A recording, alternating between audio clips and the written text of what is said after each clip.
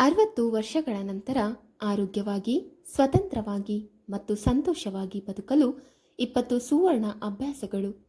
ನಮಸ್ಕಾರ ಸ್ನೇಹಿತರೆ, ನಿಮಗೆ ಗೊತ್ತಾ, 60 ವರ್ಷದ ವಯಸ್ಸು ಎಂಬುದು ಮುಪ್ಪಿನ ಆರಂಭವಲ್ಲ. ಬದಲಿಗೆ ಅದು ಜೀವನದ ಅತ್ಯಂತ ಬುದ್ಧಿವಂತ, ಪ್ರಬುದ್ಧ ಮತ್ತು ಸುಂದರವಾದ ಎರಡನೇ ಇನ್ನಿಂಗ್ಸ್ನ ಆರಂಭವಾಗಿದೆ. ಈ ವಯಸ್ಸಿನಲ್ಲಿ ನಿಮ್ಮ ಬಳಿ ಅಮೂಲ್ಯವಾದ ಅನುಭವವಿದೆ, ಅಪಾರ ಜ್ಞಾನವಿದೆ ಮತ್ತು ಜೀವನವನ್ನು ಸರಿಯಾಗಿ ಅರ್ಥ ಮಾಡಿಕೊಳ್ಳುವ ಸಾಮರ್ಥ್ಯವಿದೆ. ಈಗ ಬೇಕಾಗಿರುವುದು ಕೇವಲ ಸರಿಯಾದ ಜೀವನ ಶೈಲಿ ಮತ್ತು ಕೆಲವು ಉತ್ತಮ ಅಭ್ಯಾಸಗಳು. ಬಹಳಷ್ಟು ಜನರು 60 ವರ್ಷದ ದಾಟಿದ ನಂತರ ತಮ್ಮ ಜೀವನ ಮುಗಿಯಿತು, ಈಗ ವಿಶ್ರಾಂತಿ ಮಾತ್ರ ಉಳಿದಿದೆ ಎಂದು ಭಾವಿಸುತ್ತಾರೆ. ಆದರೆ ನಿಜವಾದ ಸತ್ಯ ಅದಕ್ಕಿಂತ ಸಂಪೂರ್ಣ ಭಿನ್ನವಾಗಿದೆ. ನೀವು ಇಂದು ನಿಮ್ಮ ಆರೋಗ್ಯದ ಬಗ್ಗೆ ಸರಿಯಾದ ನಿರ್ಧಾರಗಳನ್ನು ತೆಗೆದುಕೊಂಡರೆ ಮುಂದಿನ 30ರಿಂದ 40 ವರ್ಷಗಳವರೆಗೆ ಆರೋಗ್ಯದಿಂದ, ಚೈತನ್ಯದಿಂದ ಮತ್ತು ಆತ್ಮವಿಶ್ವಾಸದಿಂದ ಬದುಕಬಹುದು. ಸರಿಯಾದ ಅಭ್ಯಾಸಗಳನ್ನು ಅಳವಡಿಸಿಕೊಂಡರೆ 90ರಿಂದ 100 ವರ್ಷಗಳವರೆಗೆ ಆರೋಗ್ಯಕರವಾಗಿ, ಚೈತನ್ಯದಿಂದ ಮತ್ತು ಸಾಧ್ಯವಾದಷ್ಟು ಸ್ವಾವಲಂಬಿಯಾಗಿ ಬದುಕುವುದು ಅಸಾಧ್ಯವಲ್ಲ. ಜಗತ್ತಿನ ಅನೇಕ ದೀರ್ಘಾಯುಷ್ಯ ಹೊಂದಿರುವ ಜನರು ದುಬಾರಿ ಔಷಧಗಳಿಂದಲ್ಲ, ಪ್ರತಿದಿನದ ಸರಳ ಜೀವನ ಶೈಲಿಯಿಂದಲೇ ಆರೋಗ್ಯವನ್ನು ಕಾಪಾಡಿಕೊಂಡಿದ್ದಾರೆ. ಅವರ ಯಶಸ್ಸಿನ ಹಿಂದಿರುವ ರಹಸ್ಯವೆಂದರೆ ಸಮತೋಲಿತ ಆಹಾರ, ನಿಯಮಿತ ವ್ಯಾಯಾಮ, ಉತ್ತಮ ನಿದ್ರೆ, ಧನಾತ್ಮಕ ಮನೋಭಾವ ಮತ್ತು ಶಿಸ್ತಿನ ಜೀವನ. ಅತ್ಯಂತ ಸಂತೋಷದ ವಿಷಯ ಏನೆಂದರೆ ಈ ಅಭ್ಯಾಸಗಳನ್ನು ಅನುಸರಿಸಲು ದುಬಾರಿ ಚಿಕಿತ್ಸೆ ಅಥವಾ ವಿಶೇಷ ಉಪಕರಣಗಳ ಅಗತ್ಯವಿಲ್ಲ. ನಮ್ಮ ದೈನಂದಿನ ಜೀವನದಲ್ಲಿ ಕೆಲವು ಸಣ್ಣ ಬದಲಾವಣೆಗಳನ್ನು ಮಾಡಿದರೆ ಸಾಕು. ಆ ಸಣ್ಣ ಬದಲಾವಣೆಗಳೇ ಮುಂದಿನ ದಿನಗಳಲ್ಲಿ ನಿಮ್ಮ ಆರೋಗ್ಯ, ಸಂತೋಷ ಮತ್ತು ದೀರ್ಘಾಯುಷ್ಯಕ್ಕೆ ಬಲವಾದ ಅಡಿಪಾಯವಾಗಬಹುದು. ಆದ್ದರಿಂದ ಸ್ನೇಹಿತರೆ, ಇಂದಿನ ಈ ವಿಡಿಯೋ ನಿಮಗೆ ಮಾತ್ರವಲ್ಲ, ನಿಮ್ಮ ಮನೆಯ ಪ್ರತಿಯೊಬ್ಬ ಹಿರಿಯರಿಗೂ ತುಂಬ ಉಪಯುಕ್ತವಾಗಲಿದೆ. ನಿಮ್ಮ ತಂದೆ ತಾಯಿ, ಅಜ್ಜ ಅಜ್ಜಿ ಅಥವಾ 60 ವರ್ಷ ಮೇಲ್ಪಟ್ಟ ಯಾವುದೇ ಕುಟುಂಬ ಸದಸ್ಯರಿದ್ದರೆ ಈ ಮಾಹಿತಿಯನ್ನು ಅವರೊಂದಿಗೆ ಖಂಡಿತವಾಗಿ ಹಂಚಿಕೊಳ್ಳಿ. ಏಕೆಂದರೆ ಆರೋಗ್ಯವೇ ಜೀವನದ ಅತ್ಯಂತ ದೊಡ್ಡ ಸಂಪತ್ತು. ಹಾಗಾಗಿ ಈ ವಿಡಿಯೋವನ್ನು ಕೊನೆವರೆಗೂ ತಪ್ಪದೇ ನೋಡಿ.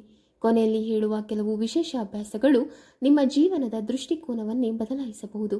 ಹಾಗಾದರೆ ಯಾವುದೇ ವಿಳಂಬ ಮಾಡದೆ 60 ವರ್ಷಗಳ ನಂತರವೂ ಆರೋಗ್ಯವಾಗಿ, ಚೈತನ್ಯದಿಂದ ಮತ್ತು ಸಂತೋಷದಿಂದ ಬದುಕಲು ಸಹಾಯ ಮಾಡುವ ಆ ಅಮೂಲ್ಯ ಅಭ್ಯಾಸಗಳನ್ನು ಒಂದೊಂದಾಗಿ ತಿಳಿದುಕೊಳ್ಳೋಣ.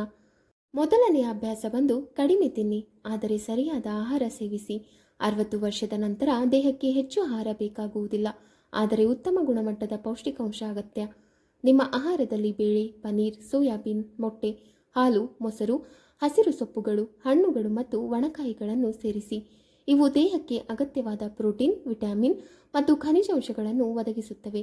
ಸಕ್ಕರೆ, ಮೈದಾ, ಕರಿದ ಪದಾರ್ಥಗಳು ಮತ್ತು ಹೆಚ್ಚು ಉಪ್ಪಿನ ಬಳಕೆಯನ್ನು ಸಾಧ್ಯವಾದಷ್ಟು ಕಡಿಮೆ ಮಾಡಿ.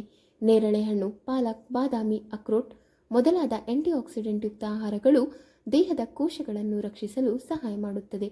ಊಟವನ್ನು ಯಾವಾಗಲೂ ನಿಧಾನವಾಗಿ ಮತ್ತು ಚೆನ್ನಾಗಿ ಜಗಿದು ಸೇವಿಸಿ. ಒಂದೇ ಬಾರಿ ತುಂಬ ತಿನ್ನುವ ಬದಲು ಸ್ವಲ್ಪ ಸ್ವಲ್ಪ ಪ್ರಮಾಣದಲ್ಲಿ ಸಮತೋಲನ ಆಹಾರವನ್ನು ಸೇವಿಸುವುದು ಜೀರ್ಣಕ್ರಿಯೆಗೆ ಹೆಚ್ಚು ಅನುಕೂಲಕರವಾಗುತ್ತದೆ.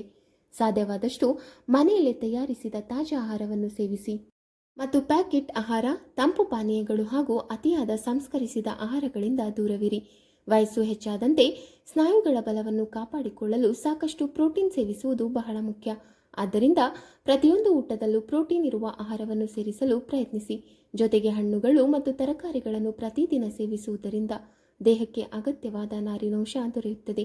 ಇದು ಜೀರ್ಣಕ್ರಿಯೆಯನ್ನು ಉತ್ತಮಗೊಳಿಸುವುದರ ಜೊತೆಗೆ ಮಲಬದ್ಧತೆಯಂತಹ ಸಮಸ್ಯೆಗಳನ್ನು ಕಡಿಮೆ ಮಾಡಲು ಸಹಾಯ ಮಾಡುತ್ತದೆ. ನೆನಪಿಡಿ, ಆಹಾರವು ಕೇವಲ ಹೊಟ್ಟೆ ತುಂಬಿಸಲು ಅಲ್ಲ, ದೇಹವನ್ನು ಪೋಷಿಸಲು. ನೀವು ಇಂದು ಆಯ್ಕೆ ಮಾಡುವ ಆಹಾರವೇ ನಿಮ್ಮ ಮುಂದಿನ ಆರೋಗ್ಯವನ್ನು ನಿರ್ಧರಿಸುತ್ತದೆ. ಆದ್ದರಿಂದ ರುಚಿಗಿಂತ ಆರೋಗ್ಯಕ್ಕೆ ಹೆಚ್ಚಿನ ಆದ್ಯತೆ ನೀಡಿ. ಎರಡನೆಯ ಅಭ್ಯಾಸ ಬಂದು ನೀರು ಕುಡಿಯುವ ಸರಿಯಾದ ವಿಧಾನ. ಕೇವಲ ನೀರು ಕುಡಿಯುವುದಷ್ಟೇ ಅಲ್ಲ, ಹೇಗೆ ಕುಡಿಯುತ್ತೀರಿ ಎಂಬುದು ಅತ್ಯಂತ ಮುಖ್ಯ. ಬೆಳಿಗ್ಗೆ ಖಾಲಿ ಹೊಟ್ಟೆಯಲ್ಲಿ ಉಗುರು ಬೆಚ್ಚಗಿನ ನೀರು ಕುಡಿಯಿರಿ. ದಿನವಿಡೀ ಸ್ವಲ್ಪ ಸ್ವಲ್ಪವಾಗಿ ನೀರು ಕುಡಿಯಿರಿ. ಇದರಿಂದ ಜೀರ್ಣಕ್ರಿಯೆ ಸುಧಾರಿಸುತ್ತದೆ ಮತ್ತು ಮಲಬದ್ಧತೆಯಂತಹ ಸಮಸ್ಯೆಗಳು ದೂರವಾಗುತ್ತವೆ. ಮೂರನೆಯ ಅಭ್ಯಾಸ ಬಂದು ಹಗುರವಾದ ಆದರೆ ನಿಯಮಿತ ವ್ಯಾಯಾಮ. ಭಾರೀ ವರ್ಕೌಟ್ನ ಅಗತ್ಯವೇ ಇಲ್ಲ. ಪ್ರತಿದಿನ 20ರಿಂದ 30 ನಿಮಿಷ ಖಂಡಿತ ನಡೆಯಿರಿ. ಹಗುರವಾದ ಸ್ಟ್ರೆಚಿಂಗ್ ಮತ್ತು ಬ್ಯಾಲೆನ್ಸ್ ವ್ಯಾಯಾಮ ಖಂಡಿತ ಮಾಡಿ. ಬೀಳುವ ಅಪಾಯ ಕಡಿಮೆ ಆಗುತ್ತದೆ ಮತ್ತು ದೇಹ ಹೊಂದಿಕೊಳ್ಳುವಂತಿರುತ್ತದೆ. ನಾಲ್ಕನೆಯ ಅಭ್ಯಾಸ ಬಂದು ಮೆದುಳನ್ನು ಸಕ್ರಿಯವಾಗಿಡಿ. ಮೆದುಳಿಗೂ ವ್ಯಾಯಾಮ ಬೇಕು. ದೇಹವನ್ನು ಆರೋಗ್ಯವಾಗಿಡಲು ಹೇಗೆ ವ್ಯಾಯಾಮ ಅಗತ್ಯವೋ ಅದೇ ರೀತಿ ಮೆದುಳನ್ನು ಚುರುಕಾಗಿಡಲು ಪ್ರತಿದಿನ ಹೊಸದನ್ನು ಕಲಿಯುವುದು ಮತ್ತು ಯೋಚಿಸುವುದು ಬಹಳ ಮುಖ್ಯ. ಒಗಟುಗಳು, ಚದುರಂಗದಂತಹ ಆಟಗಳನ್ನು ಆಡಿರಿ. ಹೊಸ ಭಾಷೆ, ಸಂಗೀತ, ವಾದ್ಯ ಅಥವಾ ಯಾವುದೇ ಹೊಸ ಕೌಶಲ್ಯವನ್ನು ಕಲಿಯಿರಿ. ಪ್ರತಿದಿನ ಕನಿಷ್ಠ 15 ನಿಮಿಷ ಪುಸ್ತಕ ಓದುವ ಅಭ್ಯಾಸ ಬೆಳೆಸಿಕೊಳ್ಳಿ. ಇದು ನೆನಪಿನ ಶಕ್ತಿಯನ್ನು ಹೆಚ್ಚಿಸಲು ಸಹಾಯ ಮಾಡುತ್ತದೆ ಮತ್ತು ವಯಸ್ಸಿನೊಂದಿಗೆ ಉಂಟಾಗುವ ಮಾನಸಿಕ ಕುಗ್ಗುವಿಕೆಯನ್ನು ನಿಧಾನಗೊಳಿಸಲು ಸಹಕಾರಿಯಾಗಬಹುದು.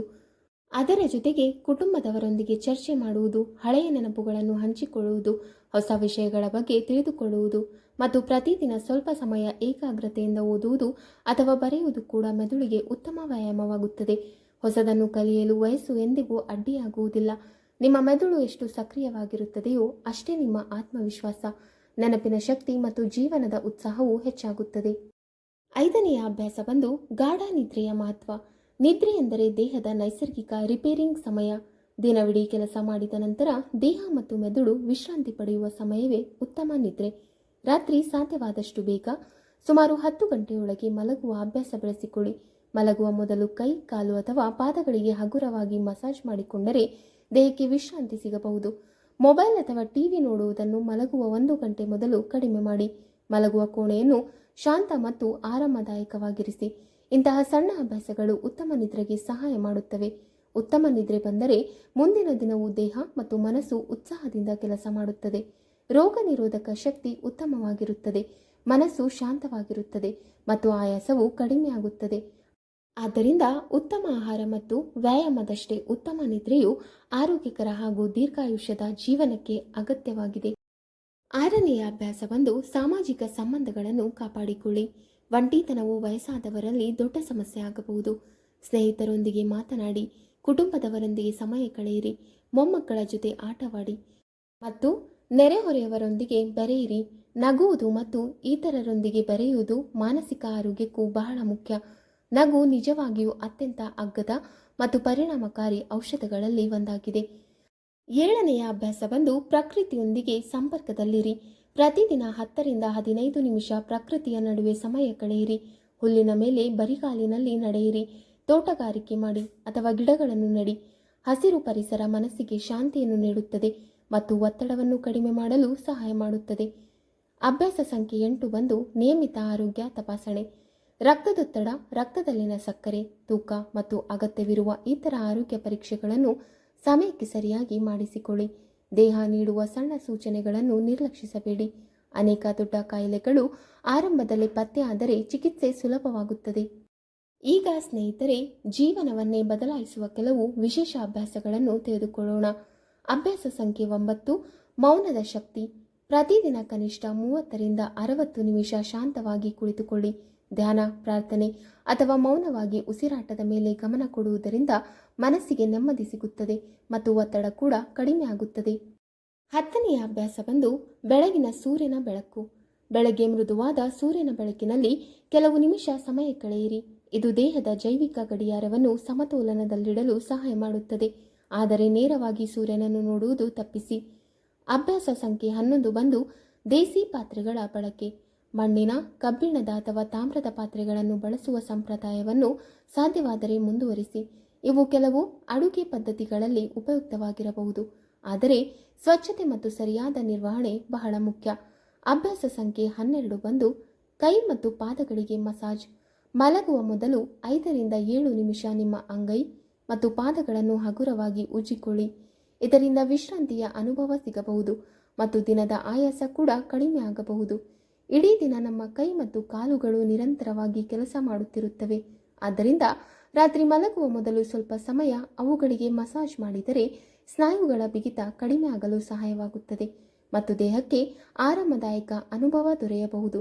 ನೀವು ಬಯಸಿದರೆ ಸ್ವಲ್ಪ ಉಗುರು ಬೆಚ್ಚಗಿನ ಎಳ್ಳೆಣ್ಣೆ ಅಥವಾ ತೆಂಗಿನ ಎಣ್ಣೆಯಿಂದಲೂ ಮೃದುವಾಗಿ ಮಸಾಜ್ ಮಾಡಬಹುದು. ನೆನಪಿಡಿ, ಆರೋಗ್ಯವನ್ನು ಕಾಪಾಡಿಕೊಳ್ಳಲು ಕೆಲವೊಮ್ಮೆ ಇಂತಹ ಸಣ್ಣ ಸಣ್ಣ ಅಭ್ಯಾಸಗಳೇ ದೊಡ್ಡ ಬದಲಾವಣೆಯನ್ನು ತರಬಲ್ಲವು. 13ನೆಯ ಅಭ್ಯಾಸ ಬಂದು ಮನೆಯ ವಾತಾವರಣವನ್ನು ಬದಲಾಯಿಸಿ. ಕೋಣೆಯಲ್ಲಿ ತಾಜಾ ಗಾಳಿ ಬರುವಂತೆ ನೋಡಿಕೊಳ್ಳಿ. ಹಗುರವಾದ ಬಣ್ಣಗಳು, ಸ್ವಚ್ಛತೆ ಮತ್ತು ಕೆಲವು ಹಸಿರು ಗಿಡಗಳು ಮನಸ್ಸಿಗೆ ಸಂತೋಷವನ್ನು ನೀಡುತ್ತವೆ. ನೀವು ಹೆಚ್ಚು ಸಮಯ ಕಳೆಯುವ ಮನೆಯ ವಾತಾವರಣವೇ ನಿಮ್ಮ ಮನಸ್ಥಿತಿ ಮತ್ತು ಆರೋಗ್ಯದ ಮೇಲೆ ದೊಡ್ಡ ಪರಿಣಾಮ ಬೀರುತ್ತದೆ. ಆದ್ದರಿಂದ ಪ್ರತಿದಿನ ಕಿಟಕಿಗಳನ್ನು ತೆರೆದು ಶುದ್ಧ ಗಾಳಿ ಮತ್ತು ನೈಸರ್ಗಿಕ ಬೆಳಕು ಮನೆಯೊಳಗೆ ಬರುವಂತೆ ಮಾಡಿ. ಮನೆಯ ಸುತ್ತಮುತ್ತಲಿನ ಸ್ವಚ್ಛತೆಯನ್ನು ಕಾಪಾಡಿಕೊಳ್ಳಿ ಮತ್ತು ಅನಗತ್ಯ ವಸ್ತುಗಳನ್ನು ತೆಗೆದುಹಾಕಿ. ಸಾಧ್ಯವಾದರೆ ತುಳಸಿ, ಅಲೋವೆರಾ ಅಥವಾ ಇತರ ಸಣ್ಣ ಹಸಿರು ಗಿಡಗಳನ್ನು ಮನೆಯಲ್ಲಿ ಬೆಳೆಸಿಕೊಳ್ಳಿ. ಹಸಿರು ವಾತಾವರಣವು ಮನಸ್ಸಿಗೆ ನೆಮ್ಮದಿ ನೀಡುತ್ತದೆ, ಒತ್ತಡವನ್ನು ಕಡಿಮೆ ಮಾಡುತ್ತದೆ ಮತ್ತು ಮನೆಯಲ್ಲಿ ಸಕಾರಾತ್ಮಕ ವಾತಾವರಣವನ್ನು ನಿರ್ಮಿಸುತ್ತದೆ. ನೆನಪಿಡಿ, ಸ್ವಚ್ಛ ಮತ್ತು ಪ್ರಶಾಂತ ಮನೆ ಆರೋಗ್ಯಕರ ಜೀವನದ ಮೊದಲ ಹೆಜ್ಜೆಯಾಗಿದೆ. 14ನೇ ಅಭ್ಯಾಸ ಬಂದು ಕೃತಜ್ಞತೆಯ ಅಭ್ಯಾಸ. ಪ್ರತಿದಿನ ನಿಮಗೆ ಸಂತೋಷ ನೀಡಿದ 3 ವಿಷಯಗಳನ್ನು ನೆನಪಿಸಿಕೊಳ್ಳಿ. ಕೃತಜ್ಞತೆಯ ಮನೋಭಾವ ಜೀವನವನ್ನು ಹೆಚ್ಚು ಸುಂದರವಾಗಿರಿಸುತ್ತದೆ. ಬೆಳಿಗ್ಗೆ ಎದ್ದಾಗ ಅಥವಾ ರಾತ್ರಿ ಮಲಗುವ ಮೊದಲು ಇಂದು ನನಗೆ ಸಿಕ್ಕ 3 ಒಳ್ಳೆಯ ವಿಷಯಗಳು ಯಾವುವು ಎಂದು ಒಂದು ಕ್ಷಣ ಯೋಚಿಸಿ. ಅದು ಕುಟುಂಬದವರ ಪ್ರೀತಿ, ಉತ್ತಮ ಆರೋಗ್ಯ, ಒಂದು ಒಳ್ಳೆಯ ಮಾತು ಅಥವಾ ಸುಂದರವಾದ ಬೆಳಗಿನ ಸೂರ್ಯೋದಯ ಯಾವುದಾದರೂ ಆಗಿರಬಹುದು. ಸಣ್ಣ ಸಂತೋಷಗಳನ್ನು ಗುರುತಿಸಿ ಅವುಗಳಿಗೆ ಕೃತಜ್ಞರಾಗುವ ಅಭ್ಯಾಸ ಮನಸ್ಸಿನಲ್ಲಿ ಧನಾತ್ಮಕ ಚಿಂತನೆ ಬೆಳೆಸುತ್ತದೆ. ಇದರಿಂದ ಒತ್ತಡ ಮತ್ತು ನಕಾರಾತ್ಮಕ ಆಲೋಚನೆಗಳು ಕಡಿಮೆಯಾಗುತ್ತವೆ ಹಾಗೂ ಜೀವನದ ಬಗ್ಗೆ ತೃಪ್ತಿ ಹೆಚ್ಚಾಗುತ್ತದೆ. ಸಂತೋಷವು ಯಾವಾಗಲೂ ದೊಡ್ಡ ಸಾಧನೆಗಳಿಂದ ಮಾತ್ರ ಬರುವುದಿಲ್ಲ. ಪ್ರತಿದಿನ ಸಿಗುವ ಸಣ್ಣ ಸಣ್ಣ ಆಶೀರ್ವಾದಗಳನ್ನು ಗುರುತಿಸುವುದರಿಂದಲೂ ಜೀವನ ಸುಂದರವಾಗುತ್ತದೆ. 15ನೇ ಅಭ್ಯಾಸ ಬಂದು ಪಶ್ಚಾತ್ತಾಪವನ್ನು ಬಿಟ್ಟುಬಿಡಿ. ಹಿಂದಿನ ದುಃಖಗಳನ್ನು ಹಿಡಿದುಕೊಂಡು ಬದುಕಬೇಡಿ. ಜೀವನದಲ್ಲಿ ನಡೆದ ಪ್ರತಿಯೊಂದು ಘಟನೆ ನಮ್ಮ ಕೈಯಲ್ಲಿರುವುದಿಲ್ಲ. ಕಳೆದ ತಪ್ಪುಗಳು, ನೋವುಗಳು ಅಥವಾ ಪಶ್ಚಾತ್ತಾಪಗಳನ್ನು ಮನಸ್ಸಿನಲ್ಲಿ ಹೊತ್ತುಕೊಂಡೇ ಬದುಕಿದರೆ ಅವು ನಮ್ಮ ಇಂದಿನ ಸಂತೋಷವನ್ನು ಕಳೆದುಕೊಳ್ಳುತ್ತವೆ. ಆದ್ದರಿಂದ ಕಳೆದದ್ದನ್ನು ಮತ್ತೆ ಮತ್ತೆ ನೆನಪಿಸಿಕೊಂಡು ದುಃಖ ಪಡುವ ಬದಲು ಇಂದಿನ ಕ್ಷಣವನ್ನು ಸಂತೋಷದಿಂದ ಬದುಕಲು ಪ್ರಯತ್ನಿಸಿ. ನಿಮ್ಮ ಮನಸ್ಸಿನಲ್ಲಿರುವ ನೋವು, ಚಿಂತೆ ಅಥವಾ ಬೇಸರವನ್ನು ಒಂದು ಕಾಗದದ ಮೇಲೆ ಬರೆದು ನಂತರ ಅದನ್ನು ಹರಿದು ಅಥವಾ ಸುರಕ್ಷಿತವಾಗಿ ನಾಶ ಮಾಡಿ. ಇದು ಮನಸ್ಸನ್ನು ಹಗುರವಾಗಿರಿಸಲು ಒಂದು ಸಂಕೇತಾತ್ಮಕ ವಿಧಾನವಾಗಿರಬಹುದು. ಅದರ ಜೊತೆಗೆ ನಿಮ್ಮನ್ನು ನೋಯಿಸಿದವರನ್ನು ಕ್ಷಮಿಸಲು ಪ್ರಯತ್ನಿಸಿ. ಕ್ಷಮಿಸುವುದು ಅವರಿಗಾಗಿ ಅಲ್ಲ, ನಿಮ್ಮ ಮನಸ್ಸಿನ ಶಾಂತಿಗಾಗಿ. ಮನಸ್ಸು ಹಗುರವಾದಾಗ ದೇಹವು ಆರೋಗ್ಯವಾಗಿರುತ್ತದೆ ಮತ್ತು ಜೀವನದಲ್ಲಿ ಹೊಸ ಉತ್ಸಾಹ ಮೂಡುತ್ತದೆ. 16ನೇ ಅಭ್ಯಾಸ ಬಂದು ವಿರುದ್ಧ ಕೈಯ ಬಳಕೆ. ಪ್ರತಿದಿನ 10 ನಿಮಿಷ ನಿಮ್ಮ ಪ್ರಬಲವಲ್ಲದ ಕೈಯಿಂದ ಕೆಲವು ಸರಳ ಕೆಲಸಗಳನ್ನು ಮಾಡಿ. ಉದಾಹರಣೆಗೆ ಹಲ್ಲುಜ್ಜುವುದು, ಚಮಚ ಹಿಡಿದು ಊಟ ಮಾಡುವುದು, ಬಾಗಿಲು ತೆರೆಯುವುದು ಅಥವಾ ಕೆಲವು ಪದಗಳನ್ನು ಬರೆಯಲು ಪ್ರಯತ್ನಿಸಿ. ಇದು ಆರಂಭದಲ್ಲಿ ಸ್ವಲ್ಪ ಕಷ್ಟವೆನಿಸಬಹುದು, ಆದರೆ ನಿಧಾನವಾಗಿ ಅದು ಸುಲಭವಾಗುತ್ತದೆ. ಈ ಅಭ್ಯಾಸವು ಮೆದುಳನ್ನು ಹೊಸ ರೀತಿಯಲ್ಲಿ ಯೋಚಿಸಲು ಪ್ರೇರೇಪಿಸುವ ಒಂದು ಆಸಕ್ತಿದಾಯಕ ವಿಧಾನವಾಗಿದೆ.